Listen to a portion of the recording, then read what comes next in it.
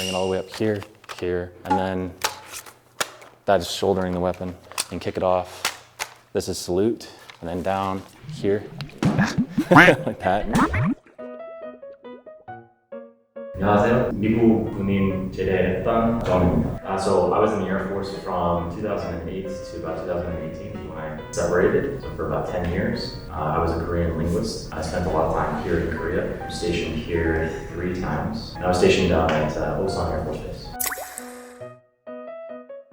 Yes, so they have just the regular reserves, which you can join. You don't have to be active duty, or you can join the active reserves, which is essentially the same thing as active duty. Most people have to do their reserve service after they do their first enlistment, if their enlistment is 4 years. Well, sorry, it's supposed to be up to 10 years. So if you do 4 years, then you have 6 years of reserves. If you do 6 years, you have 4 years of reserves. If you do 10 years of active duty, then you do not have to join the reserves. 오늘은 제가 한국의 예비역 영상들을 보러 가겠습니다.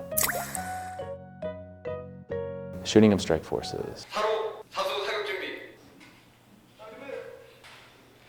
Okay.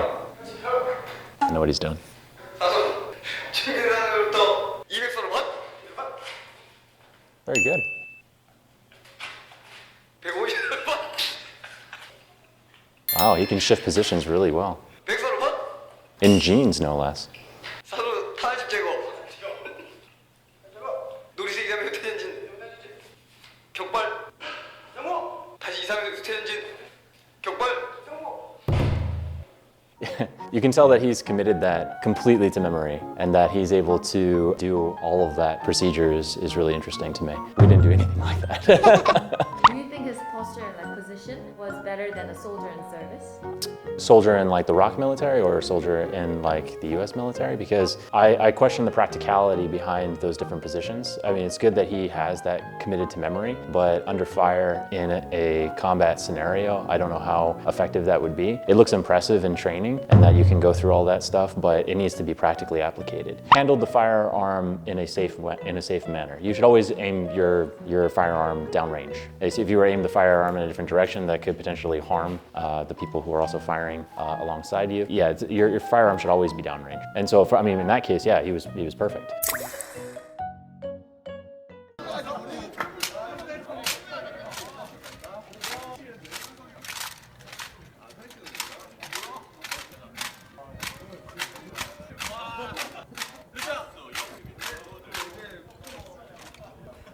Yeah, it's very impressive. I've always admired honor guard. I have friends that are in the honor guard that do all kinds of ceremonies, and I did that a little bit when I was a kid for fun. Nothing too complex, but I was in color guard as well, which is similar to honor guard. You mostly do parades and things, and yeah, it's on a different level entirely. It's really, really impressive. I remember a few of the moves. I don't remember what they're called, but if I had the rifle, I could do it. Yeah. Okay, thank you. So obviously this isn't the correct rifle for it. I would need to grab it right about here, but yeah, so it needs to rest. And so shoulder the weapon, or you bring up to the weapon, I remember bring it all the way up here, here, and then that is shouldering the weapon and kick it off. This is salute, and then down here, like that. And then as far as spinning it, I don't remember because I did mostly color guard. So color guard, you know, you would be standing like this and you were going to move forward, then you would immediately bring it into this position like this, right? And then you would march. And then if you were going to do a salute, so like they were gonna lower the flag, whatever, then you would bring it right here in your hand. I think your eyes had to be right above the barrel of the weapon, right that. Then you bring it back when she stopped here. Then shouldering the weapon, I remember it's like that. There was other things too, the spinning part, I think we did a little bit of that, but I don't remember how to do it, and then I would need an actual rifle. That's what I remember. It's just basic stuff. Nothing compared to what these guys can do. They're obviously much better. No idea what I'm doing with regards to that.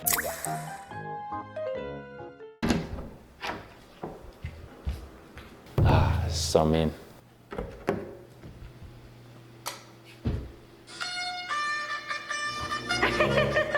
Yeah. Yeah. 박민설련병 일어나세요. 일어나시라고요. I mean, that's mean. That's pretty mean because I can imagine what was going through his head at that exact moment. When I was in basic training, they woke us up by throwing a trash can into the barracks, and I actually thought that I was still home, and that was a really horrible feeling to get woken up like that and thinking like, oh, I'm waking up in my home in my bed, and everything like that, and then realize where you actually are and what's actually happening, and it's pretty horrific. A sibling, I'm an only child, so I don't have any siblings to pull pranks on me like that. That's pretty mean. Similar, yeah, so I believe it's called Revelry, and it happens at 6 a.m., I think.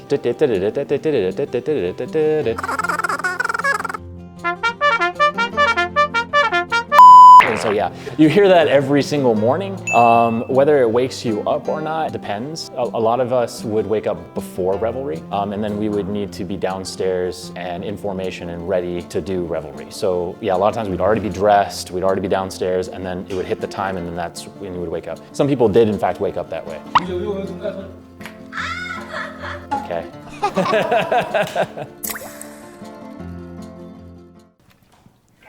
그가 터뜨릴 때는 쥐거든. 예. 술탄 호환의 술탄. 호환의 수류탄. 호환의 수류탄. Fire in the hole. Most people got that, I think, from Counter-Strike, actually. But yeah, it's fire in the hole, and that's I think it was just the counter-terrorist that actually said that. But when you throw a grenade in Counter-Strike, they say fire in the hole. But you do that in the military too. I've never thrown a grenade. I would love to. So all he was doing was letting everybody know that there was a grenade there, so that everybody could get out and not die. So I was being responsible of him, although I think he did throw the grenade. But anyway. Well, I mean, I think even regular people could probably relate to a grenade being thrown in there. I don't think people would be able to react as quickly as military. So someone who's been in the military, if you said grenade in the hole or fire in the hole, people immediately look for something like a grenade or whatever and how to get away from it, right? If you're in the military, if you're trained in that particular scenario. Unless they play that game a lot. But yeah, a regular civilian just playing that game wouldn't really understand. They would have a slower reaction time.